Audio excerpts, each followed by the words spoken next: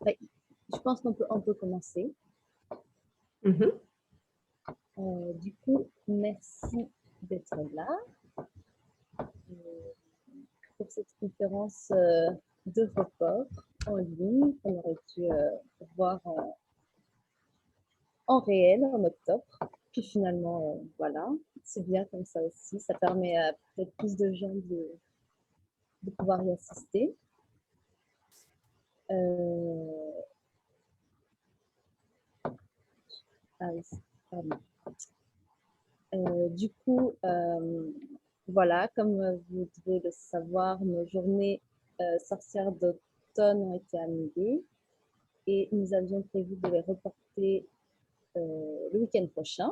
Et donc, cette conférence devait avoir lieu une semaine avant pour pouvoir en discuter le week-end prochain. Mais une fois de plus, on a dû partiellement annuler certaines activités de la journée de dimanche du 18 avril. Malgré tout, il y a certaines balades qui sont toujours disponibles et possibles d'assister en vous inscrivant sur Eloasso pour le 18 avril. Donc, c'est des balades euh, en groupe restreint de 6 personnes. Si jamais il y a des gens qui habitent à 10 km autour de Saint-Lizier et qui souhaiteraient tout de même participer aux journées sorcières du dimanche. Euh, Après, si vous ne pouvez pas, vous pouvez toujours nous soutenir sur Edoasso en adhérant à notre association ou en faisant un don. Mais en ce qui concerne aujourd'hui, donc on est là pour assister à la conférence de SOAN sur les femmes et le milieu paramédical. Donc SOAN est étudiante en diététique et elle va aujourd'hui nous parler d'un sujet qui est d'actualité, d'autant plus dans le contexte actuel. Du coup, on va vous diffuser la conférence, le diaporama et la conférence pendant 30 minutes. Et à la suite de ça, elle prendra un temps pour répondre à vos questions si vous en avez pendant 20 minutes. Vous pouvez poser vos questions sur la boîte de discussion sur la droite. Voilà.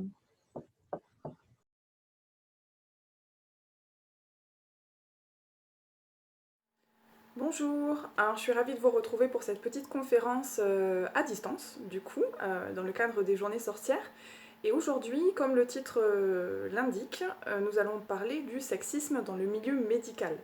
Alors quand je parle du milieu médical, en réalité, je voudrais parler plus largement du milieu paramédical également, tout ce qui a trait à la santé et aux soins. Alors pourquoi ce domaine m'intéresse particulièrement? Parce que j'y évolue à titre professionnel depuis déjà quelques années et je suis actuellement en reconversion pour exercer la diététique. Et pourquoi le sexisme? Premièrement parce que je suis une personne concernée puisque je suis considérée comme femme par l'immense majorité des personnes que je croise.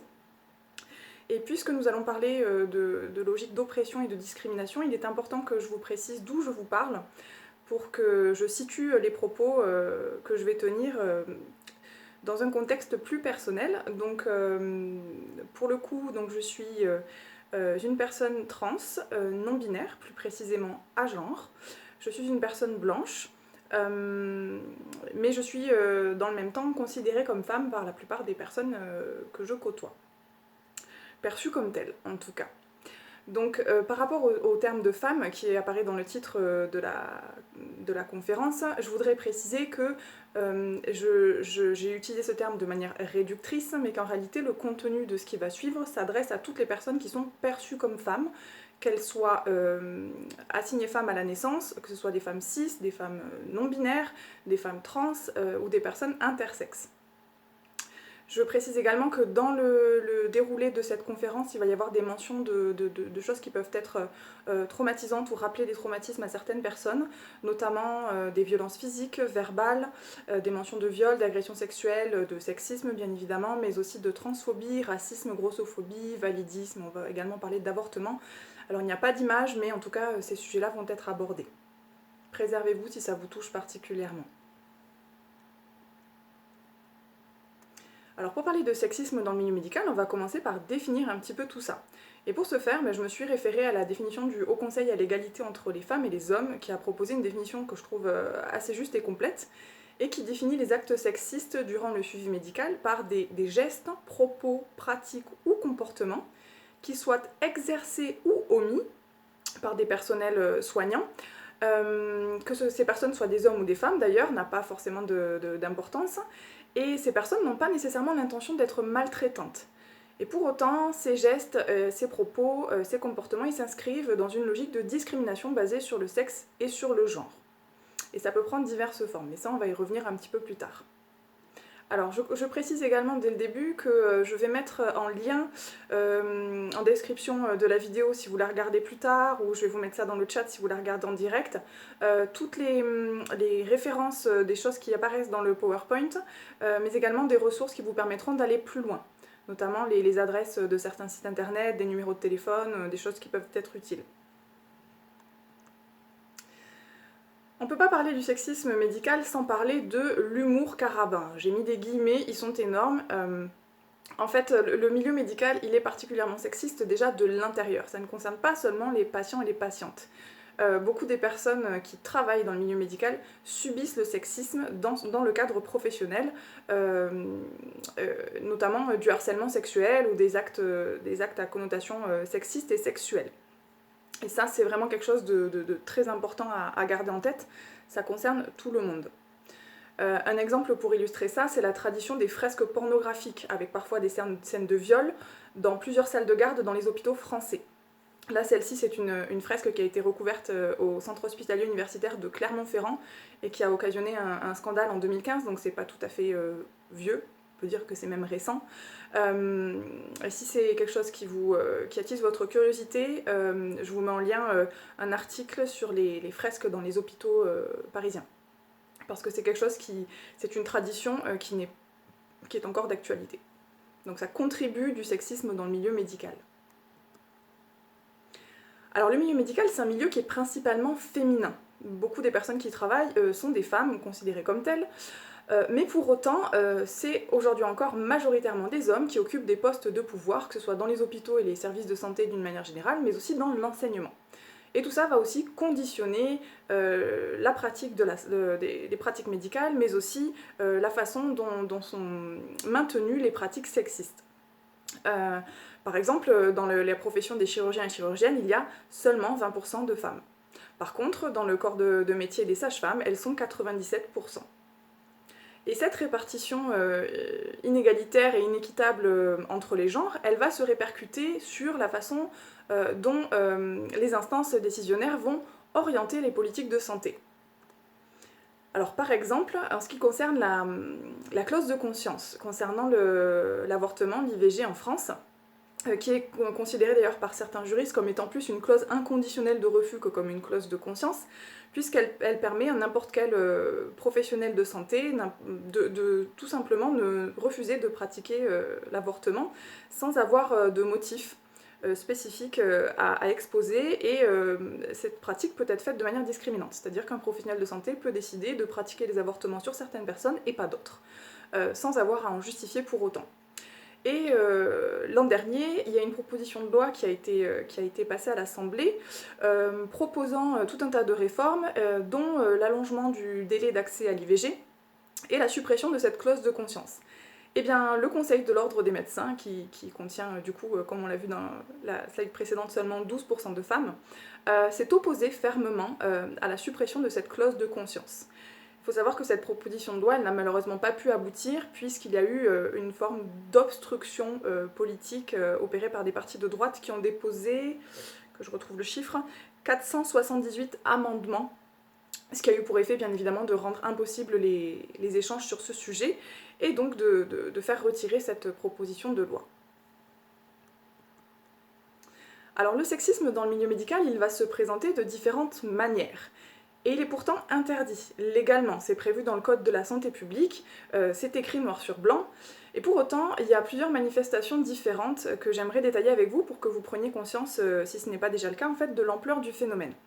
On va distinguer principalement le sexisme bienveillant et le sexisme hostile. Alors le sexisme bienveillant, on n'en parle pas assez. C'est tout ce qui va être de l'ordre de la galanterie. Ce qui va être l'emploi du terme mademoiselle, par exemple, qui normalement est interdit en tout cas dans les formulaires de l'administration. Ça va être aussi tout ce qui a trait au paternalisme, au fait de mettre en avant des qualités considérées comme féminines. Voilà, donc de prime abord, ça paraît pas être quelque chose de particulièrement gênant, et pourtant ça contribue du sexisme. Et alors le sexisme hostile, par contre, là pour le coup, ça va pas vous étonner énormément. Donc ça va être les violences verbales, les violences physiques, les violences sexuelles, le manque de considération, l'absence ou le retard dans la prise en charge médicale. Et toutes ces choses-là contribuent du sexisme dans le milieu médical. Sur le sexisme bienveillant, je vous ai mis en image l'ouvrage d'Emma, qui est très ludique et très intéressant sur le sujet, si c'est quelque chose qui vous intéresse de creuser. Je précise avant d'aller plus loin, que non, tous les médecins ne sont pas sexistes, misogynes, malveillants, violents ou abusifs. Mais une fois que ça c'est précisé, j'aimerais préciser qu'en fait on ne parle pas des médecins, on ne parle pas des hommes, en l'occurrence on parle du sexisme dans le milieu médical et c'est un fait, toutes les patientes et tous les patients, femmes cis, femmes trans, personnes assignées femmes à la naissance ou personnes intersexes perçues comme féminines, subissent le sexisme médical. Et de ce fait, il doit être dénoncé dans sa globalité. Alors concrètement, comment va se manifester le sexisme qui règne dans le milieu médical ? Je voudrais vous donner quelques exemples, en précisant que ces exemples peuvent être particulièrement sensibles pour des personnes qui auraient déjà subi ce genre de comportement ou dont les proches ont pu subir des comportements comme ceux-ci.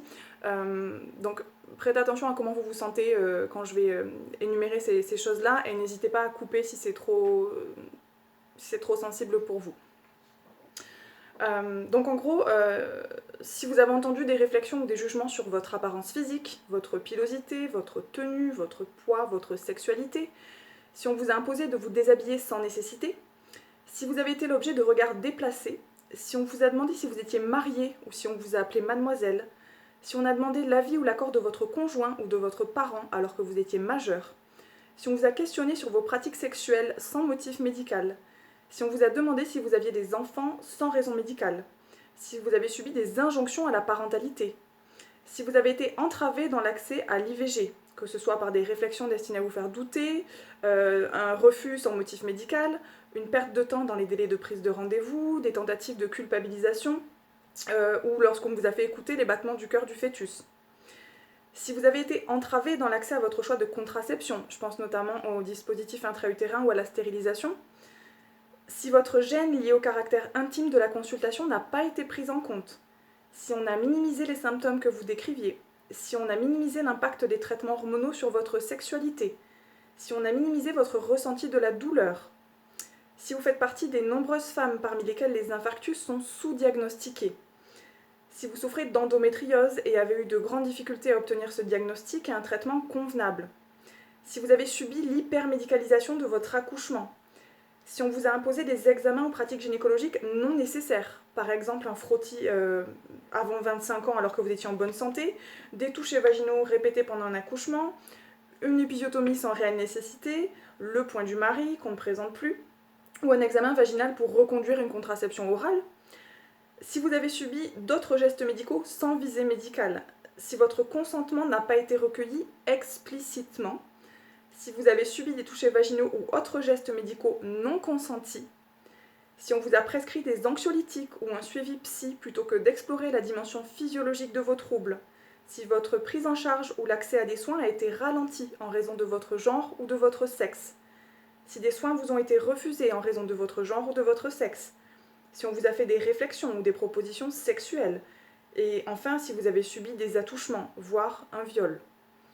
Et bien dans toutes ces situations, vous avez été victime du sexisme médical.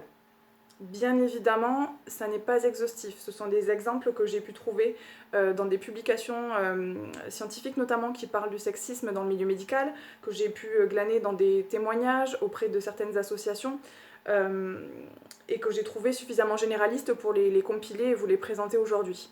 Mais bien évidemment que le sexisme médical peut se présenter sous d'autres formes, parfois beaucoup plus subtiles. Et d'ailleurs, en parlant d'études scientifiques, je voudrais évoquer certaines d'entre elles, puisqu'en fait, c'est quelque chose qui est assez étudié, le sexisme d'une manière générale, et le sexisme dans le milieu médical en particulier. Si je me réfère à cette étude-là, par exemple, il est indiqué que les femmes sont régulièrement perçues comme hystériques, émotives, plaintives, sans volonté d'aller mieux, simulatrices, ou qui inventent leur douleur comme si c'était dans leur tête. Ce n'est pas un traitement qu'on réserve aux personnes perçues comme des hommes. Une autre étude, par exemple, nous explique que les femmes reçoivent moins d'antidouleurs en général, et lorsqu'elles reçoivent des antidouleurs, ce sont des antidouleurs qui sont moins efficaces, qui sont un petit peu moins forts. Et dans le même temps, on va leur prescrire plus d'antidépresseurs qu'aux hommes, et elles vont être plus souvent orientées vers des considérations de santé mentale que prise en charge au niveau strictement physiologique. C'est en lien en fait, on va considérer que beaucoup de choses se passent dans la tête des femmes finalement. Et c'est en cohérence avec cette autre étude qui examinait la façon dont étaient reçues des personnes dans un service d'urgence, et des personnes qui se présentaient pour des douleurs abdominales, donc des personnes qui étaient des hommes et des femmes. Et il s'avère qu'il y a beaucoup moins de femmes qui ont reçu des analgésiques opioïdes, donc d'efficacité importante, et que d'une manière générale, elles avaient dû attendre 16 minutes de plus que les hommes pour être prises en charge et obtenir un traitement. Voilà, ça fait partie des choses qu'on peut lire dans les études. Je vous mets toujours dans les liens que j'ai indiqués au début de la vidéo, je vais vous mettre aussi une série de liens sur des études très globales sur le sexisme médical, si c'est quelque chose qui vous intéresse de creuser pour étudier tous ces aspects-là par vous-même.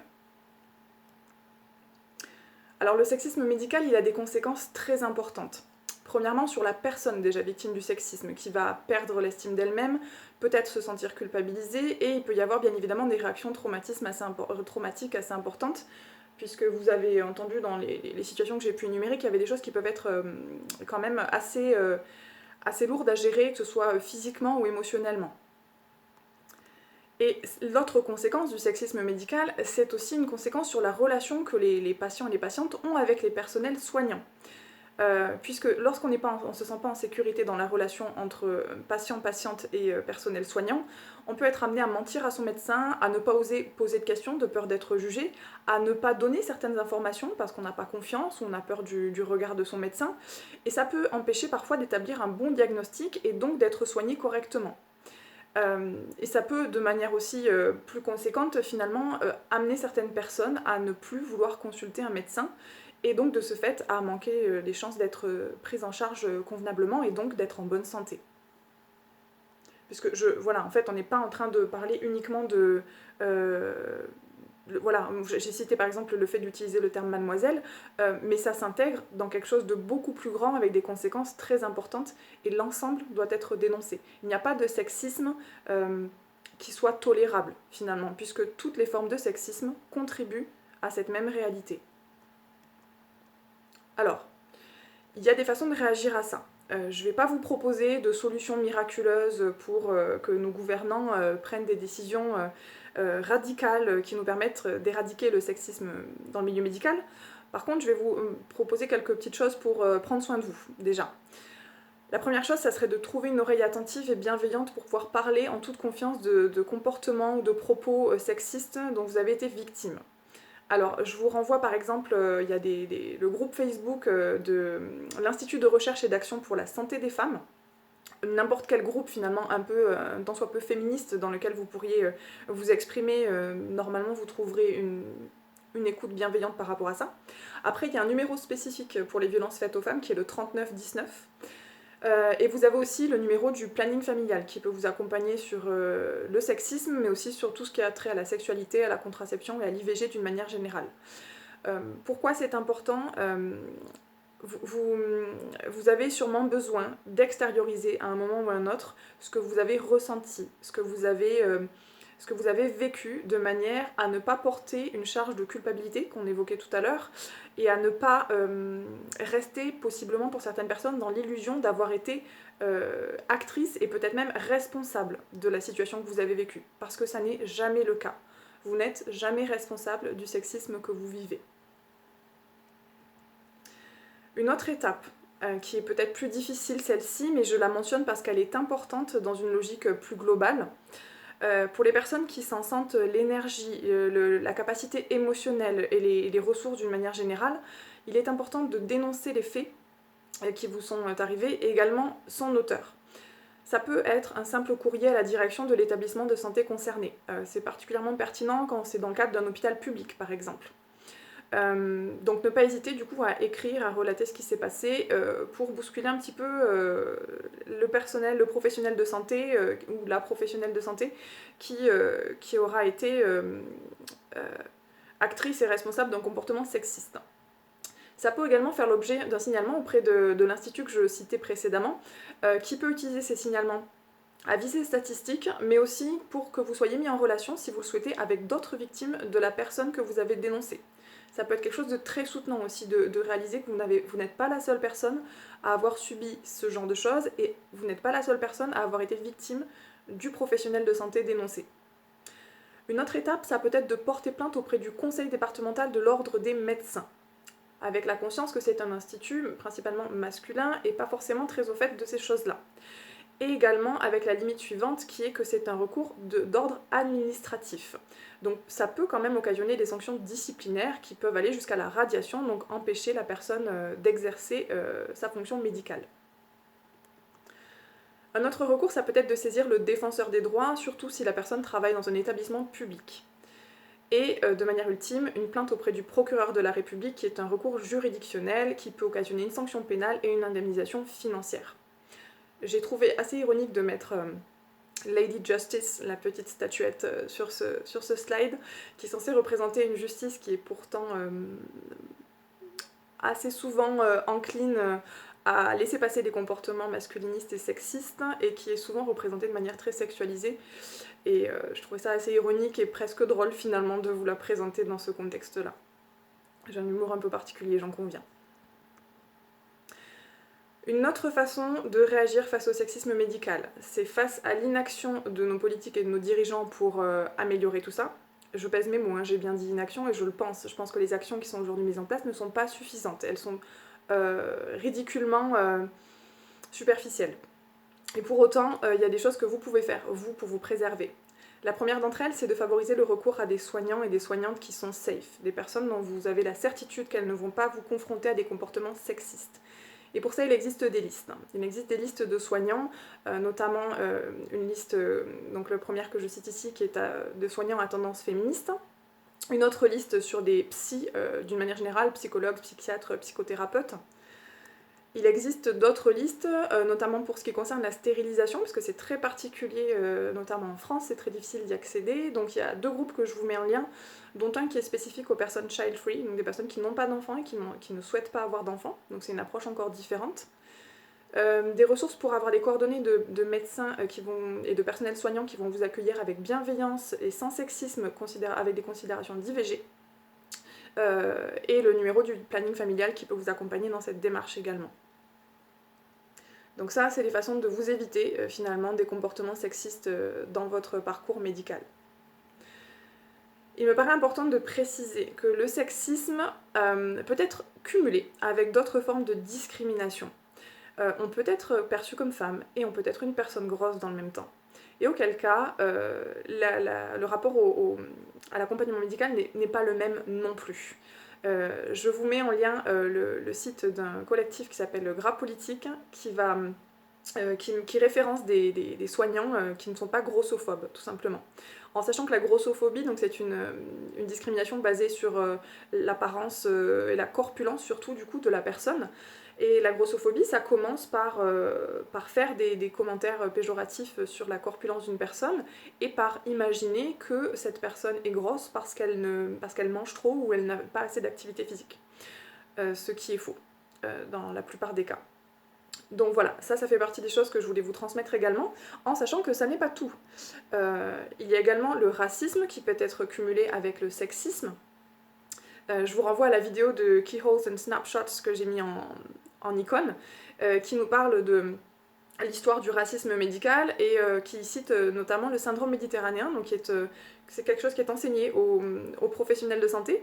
On leur explique que les personnes qui sont originaires d'Afrique noire ou du Maghreb sont des personnes qui ont une tendance à exagérer les ressentis de douleur. Et donc de ce fait, il ne faut pas prêter attention à l'expression de la douleur de ces personnes puisqu'elle est toujours exagérée. Alors si vous avez besoin d'être accompagné dans cette logique-là, c'est bien d'éviter les associations qui dépolitisent complètement la lutte contre le racisme et qui sont dans la croyance du racisme anti-blanc et qui dénoncent les listes de soignants considérées comme safe en fait pour les personnes racisées, comme étant du communautarisme, donc ils sont complètement dans une conception irréelle de ce qu'est le racisme médical. Je vous oriente plutôt vers un collectif et une association qui m'ont été recommandés par des personnes concernées. Donc un collectif afro-féministe et une association féministe qui lutte contre le racisme et qui a une attention particulière pour les personnes musulmanes. Le sexisme peut aussi se cumuler avec la discrimination que subissent les personnes intersexes. Donc ce sont des personnes qui à leur naissance ont des attributs génitaux qui rendent difficile pour les médecins le fait de les catégoriser comme hommes ou femmes, puisque c'est une distinction qui se fait sur la base de nos organes génitaux.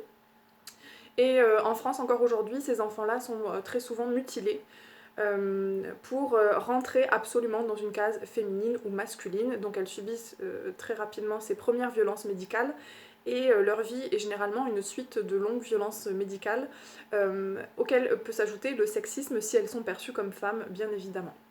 Donc je vous mets les coordonnées d'une association française qui est très impliquée et que vous pouvez contacter en cas de besoin. Le sexisme peut aussi se cumuler avec l'homophobie. Puisqu'il y a des discriminations qui sont opérées en fonction de votre orientation sexuelle et donc comme le note ce rapport que je cite, c'est particulièrement le cas avec les soins gynécologiques qui sont faits aux personnes lesbiennes qui souffrent plus facilement d'infections sexuellement transmissibles, tout simplement parce qu'elles renoncent à être suivies au niveau gynécologique plus souvent du fait des discriminations qu'elles vont subir. Donc n'hésitez pas non plus à solliciter un accompagnement spécifique à ce sujet et à aller regarder les listes de soignants que je vous mets en description.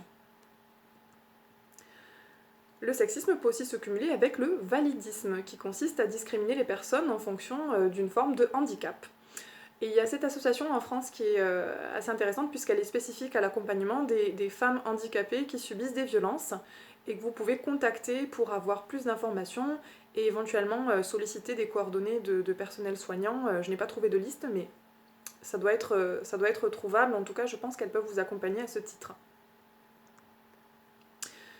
Et pour finir avec ces cumuls, en fait, on va dire, de discrimination et d'oppression, je voudrais parler de la transphobie. Alors c'est un peu particulier parce que la transphobie, jusqu'en 2019, était encore considérée, la transidentité était encore considérée jusqu'en 2009 par l'Organisation mondiale de la santé comme une pathologie mentale. Donc on n'est pas en avance du tout. Vous me direz, on n'est pas vraiment en avance sur les autres oppressions, mais la transidentité, la transphobie, c'est... Voilà, on est encore à la ramasse complètement. Et donc ça me paraissait important de le citer également et de citer l'association France Genre qui pour le coup aide les personnes trans dans les transitions médicales et administratives et tient à jour des listes de soignants dont on sait qu'ils ne vont pas faire preuve de transphobie. Et il y a également l'initiative Transidenticlic qui est un outil numérique d'accompagnement des personnes trans dans leur parcours médical qui est destiné aux professionnels de santé qui souhaitent avoir des informations sur la transidentité et être compétentes en la matière. Pour terminer cette présentation, je voudrais faire un point sur le consentement qui est à la base de beaucoup de discriminations sexistes ou autres et d'actes de violence dans le milieu médical. Le consentement médical, il est encadré par la loi, il est précisé, et donc il est indiqué noir sur blanc que le médecin doit respecter la volonté de la personne qui est son patient ou sa patiente, et respecter son consentement libre et éclairé, consentement qui peut être retiré à tout moment. Dans la pratique, c'est pas trop ça, malheureusement.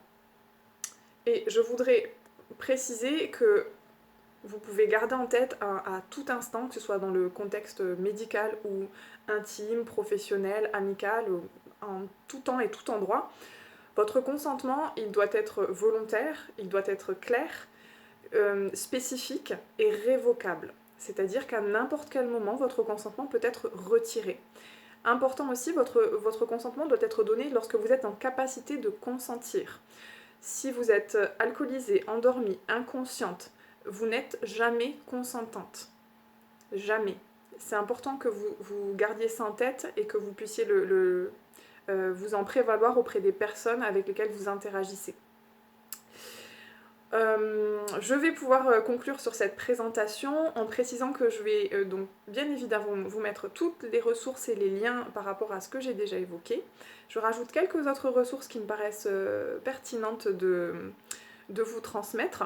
Et je voudrais ajouter que cette présentation est loin d'être exhaustive, c'est-à-dire que là on a évoqué le sexisme qui peut être cumulatif avec le racisme, l'homophobie, la transphobie, le validisme, la situation des personnes intersexes, mais il y a aussi beaucoup d'autres discriminations qui se cumulent avec le sexisme. Je pense notamment aux situations des personnes qui sont travailleurs ou travailleuses du sexe, aux personnes qui sont migrantes, aux personnes qui n'ont pas de papier, aux personnes qui sont sans domicile fixe, aux personnes qui sont en prison.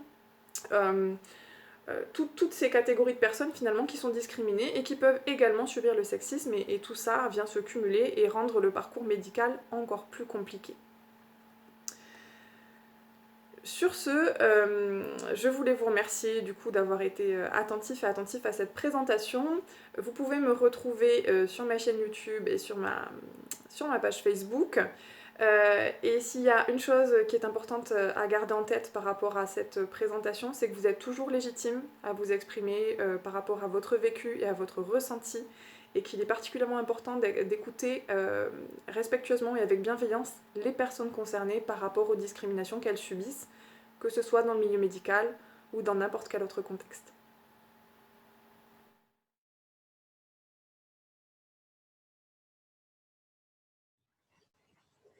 Ok, donc visiblement, je suis passée en visuel.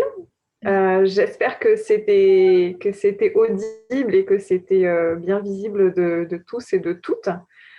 Du coup, on a un petit temps prévu pour des échanges suite à cette présentation. Si vous avez des questions, des choses que vous voudriez ajouter, des interrogations, n'hésitez pas à les poser par écrit dans le fil de discussion.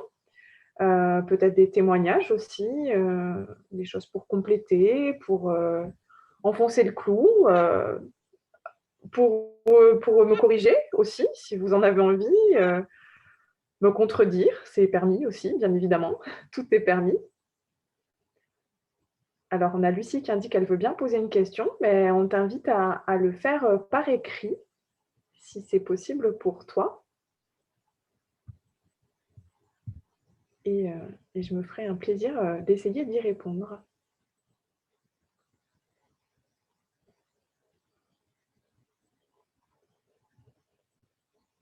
Donc, j'ai mis pas mal d'informations du coup dans le fil de discussion par rapport aux sources et aux sites vers lesquels je souhaitais renvoyer.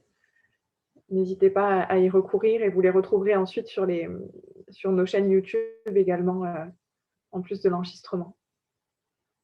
Il y a beaucoup de choses que je n'ai pas eu le temps d'aborder parce que l'idée, c'était de faire un format assez court et condensé, mais s'il y a des choses qui vous ont intéressé, n'hésitez pas à aller regarder ça.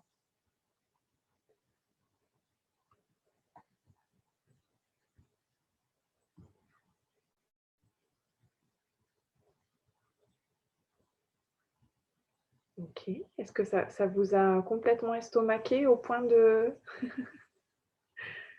ne pas oser prendre la parole? Alors, Lucie vient de mettre sa question. Alors, quelle solution pour les personnes dans les déserts médicaux qui ne peuvent pas forcément choisir leur personnel de santé?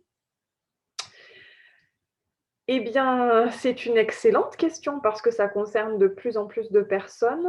Alors bon, si on se limite au territoire français, en tout cas, c'est de plus en plus le cas, y compris dans des grandes villes qui ne sont pas à proprement parler des déserts médicaux, mais dans lesquels on peut avoir des difficultés à joindre, à obtenir un rendez-vous avec des personnels de santé, avec des professionnels de santé. Clairement, c'est compliqué. Je me trouve d'ailleurs dans une zone comme celle-ci et si on ne peut pas se déplacer, on est malheureusement obligé d'être soigné, accompagné par les personnes qui acceptent de nous suivre. C'est vraiment c'est un défi. Et en fait, là, ça relève clairement d'une politique nationale, en fait, hein, c'est politique nationale et locale, mais d'encourager l'installation des professionnels de santé dans des lieux dans lesquels l'offre n'est pas suffisante par rapport à la demande. Et à titre individuel, j'ai aucune solution à proposer et j'en suis désolée. Alors du coup, on a une question en suivant. A-t-on des chiffres officiels sur les actes sexistes en milieu médical? Il y a des Bien évidemment qu'il y a des chiffres officiels, il y a des enquêtes, notamment, la Haute Autorité de santé, enfin il y a plein d'organismes qui vont pouvoir enquêter, produire des chiffres et des données. Pour autant, ce qu'il faut savoir, c'est que les comportements sexistes que j'ai, énumérés, beaucoup de personnes, en fait, ne les considèrent pas forcément comme sexistes, n'ont pas conscience qu'ils sont sexistes et de ce fait, soit ne les dénoncent pas ou ne les dénoncent pas comme tels.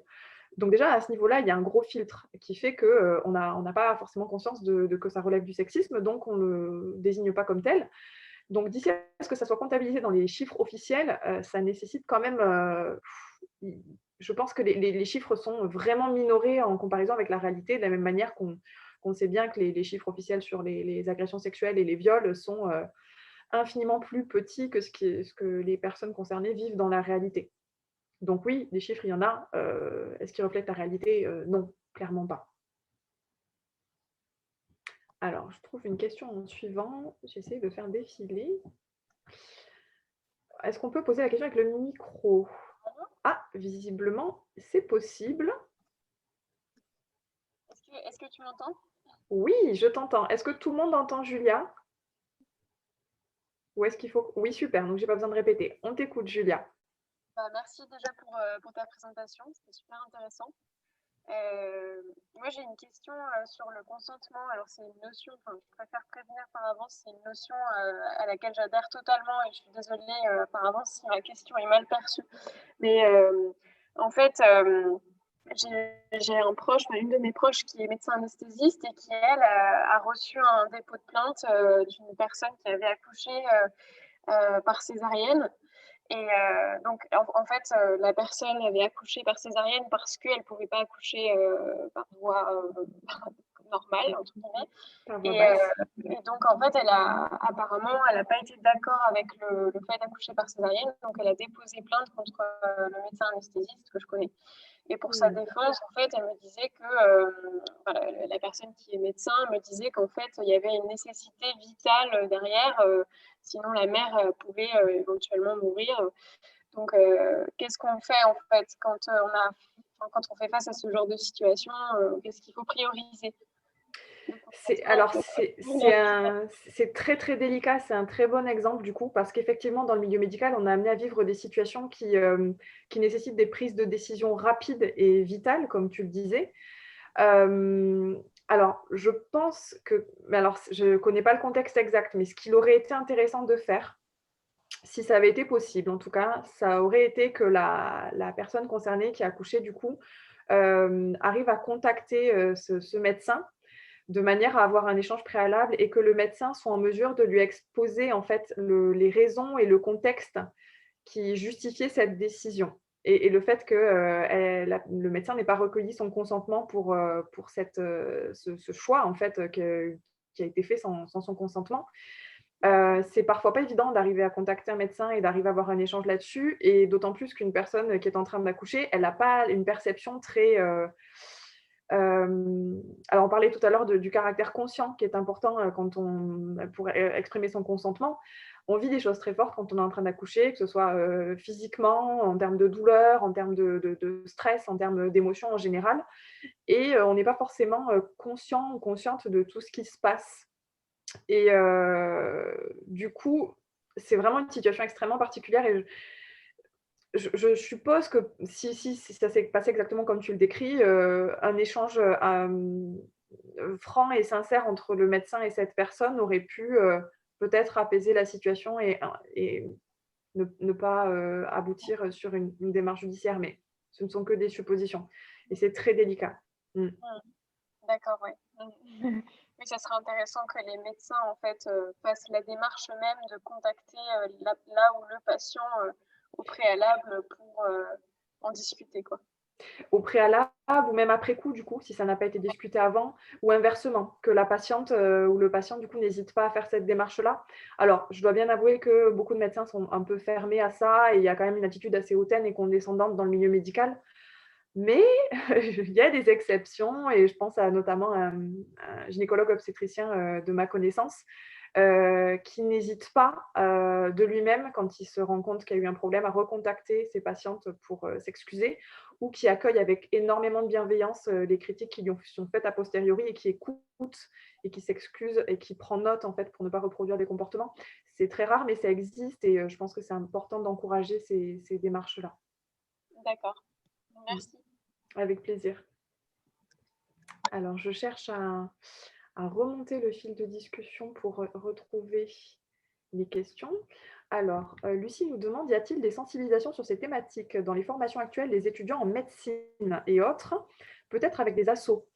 Excellente question. Alors, je n'ai pas connaissance de ces contenus-là, du coup, je ne voudrais pas dire n'importe quoi, mais je le souhaite infiniment. Ça, après, de la connaissance que j'ai du milieu étudiant médical, je doute que si action de sensibilisation il y a, elle soit suffisante. S'il y en a, il faut encourager à ce qu'il y en ait plus, beaucoup plus. Et j'ai même envie de dire, puisque tu évoques la possibilité que ce soit des associations qui fassent ces formations, ça ne devrait pas en fait relever du milieu associatif tristement. En fait, ça devrait vraiment faire partie du cursus médical, puisque comme je l'ai évoqué, ce n'est pas uniquement une façon de se comporter, ça a aussi un impact sur la santé publique. Et il y a un moment, il faudrait que ça soit pris en considération dans les programmes de formation, quoi, qu'au niveau national, on se saisisse de ça. Du coup, ma réponse est très limitée, mais je fais avec les connaissances que j'ai. Alors, Catherine nous demande, alors je vais essayer d'afficher entièrement avant de lire. Les comportements sexistes ne sont pas l'apanage des hommes. Tout à fait. Les femmes aussi pratiquent un manque de respect face aux femmes et au corps des femmes. Qu'en penser? Comment agir face à cet état de fait? Les plaintes sont-elles prises en compte de la même façon? N'est-ce pas plus difficile je n'arrive pas à voir la suite. N'est-ce pas plus difficile si le comportement sexiste vient d'une femme? Alors c'est vrai, et d'ailleurs c'est ce qui est précisé dès le début dans la présentation de la définition du sexisme, c'est pas l'apanage des hommes, effectivement. Le comportement sexiste, il peut être le fait de femmes ou de personnes trans, de personnes non binaires. Et c'est pas surprenant en fait, puisque le sexisme, c'est une façon de voir les choses, c'est une oppression systémique qui conditionne la société dans laquelle on vit, dans laquelle on est élevé. Et donc, on a beau en être victime, on peut aussi avoir intériorisé ça et être nous-mêmes actrices de ces oppressions. Qu'en penser? Eh ben, c'est triste, c'est triste, c'est doublement triste, j'ai envie de dire, du fait que ces personnes sont à la fois victimes et actrices. Mais ça n'est que mon avis, c'est ce que moi j'en pense. Après, chacun est libre, bien sûr, d'en penser ce qu'il ou ce qu'elle souhaite.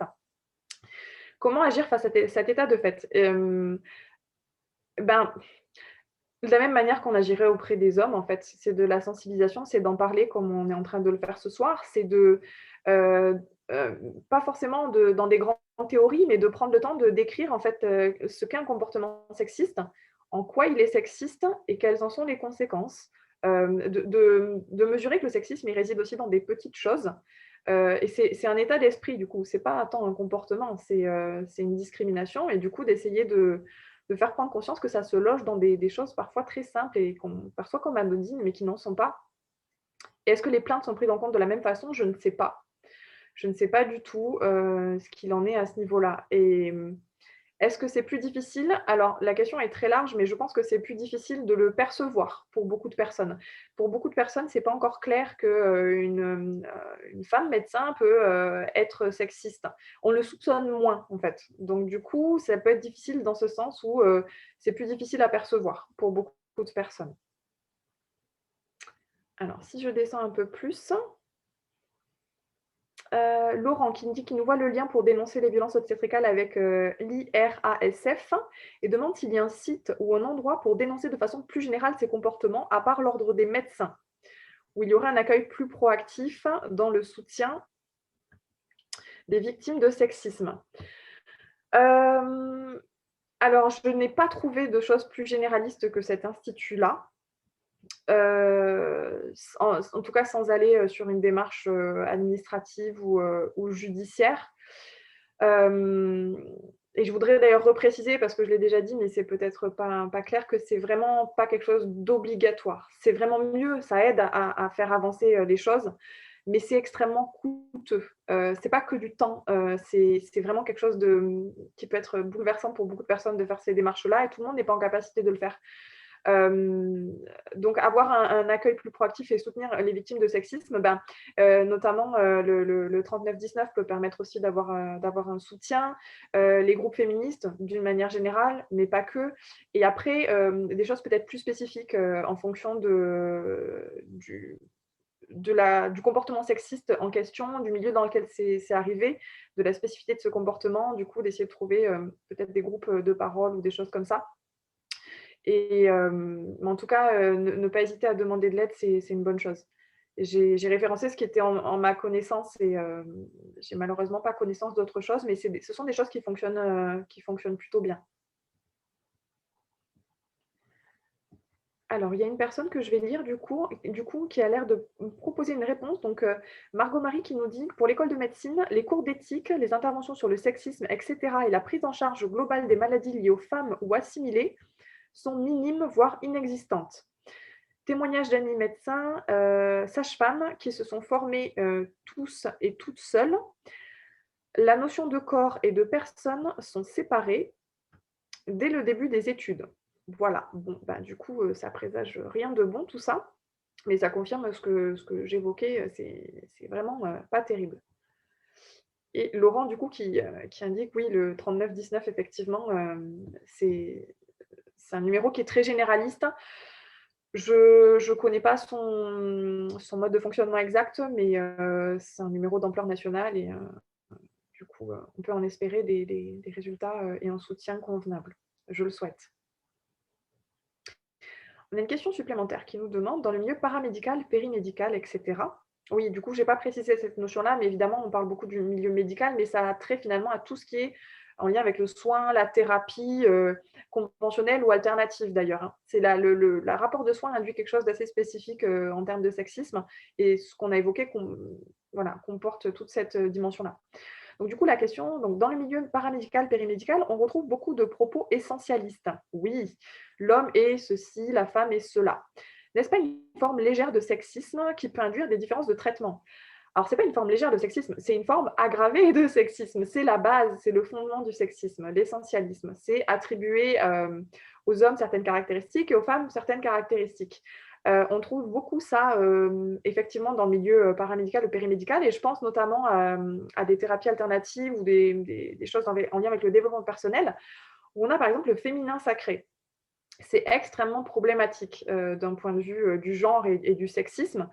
C'est pas parce qu'on dit on attribue des qualités positives que ce n'est pas problématique. Le féminin sacré, c'est essayer de valoriser la femme dans sa force, dans sa splendeur, dans son pouvoir, dans son indépendance, dans toutes ces choses-là.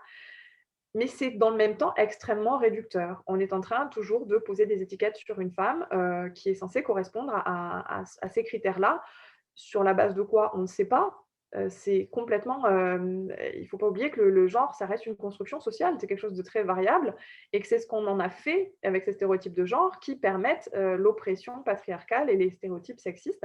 Donc oui, effectivement, ça induit à la fois des différences de traitement et quelque part une forme de violence sexiste, même si ça peut relever du sexisme bienveillant par moment, en fonction de comment c'est traité, mais ça contribue du sexisme à n'en pas douter.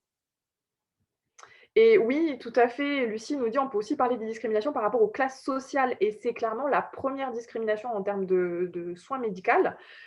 Je me suis d'ailleurs étonnée moi-même de ne pas l'avoir cité dans la fin où j'ai voulu être un peu plus inclusive, mais oui, il y a une grosse discrimination, alors sur tous les points de vue, mais clairement, les personnes qui appartiennent aux classes sociales défavorisées, comme on dit défavorisées, ont beaucoup moins accès aux soins, à des soins de bien moins bonne qualité.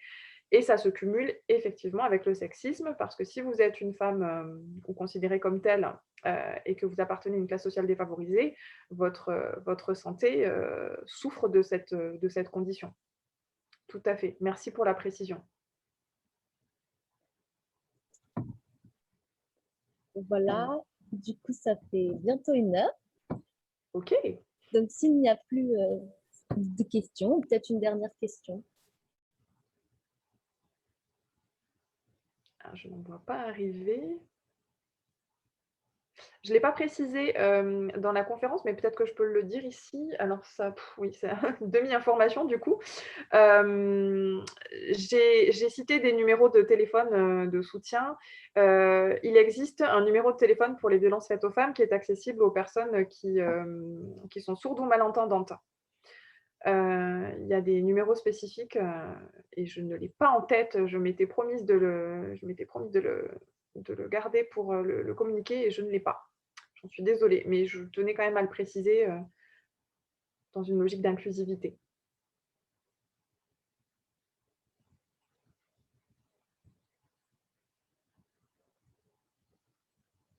Est-ce que tout le monde voit le sondage et peut voter?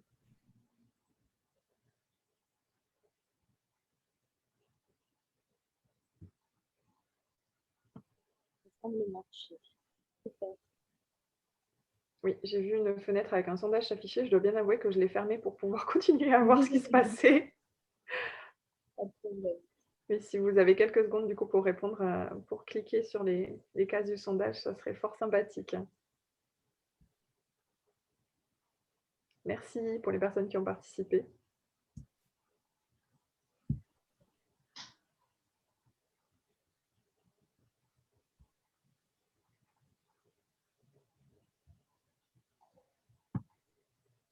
L'écoféminisme l'emporte.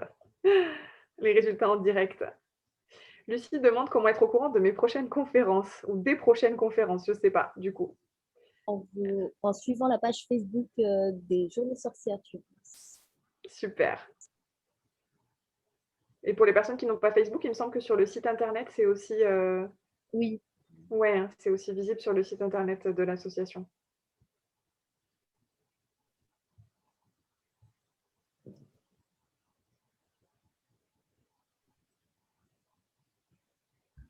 Oh ben super, je vois qu'on n'a pas l'air d'avoir d'autres questions.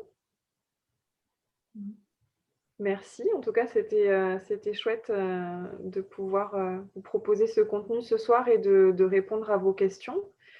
J'espère que ça aura occasionné certaines réflexions et que ça pourra contribuer à la prise de conscience sur le sexisme dans le cadre de soins et du parcours médical et encourager peut-être certaines personnes à dénoncer certaines pratiques et à s'en préserver en choisissant de recourir à des soignants et des soignantes respectueux, respectueuses, comme on aimerait en voir beaucoup plus souvent.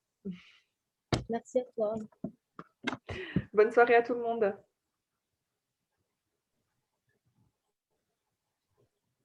Bonne soirée, Sloane, à bientôt.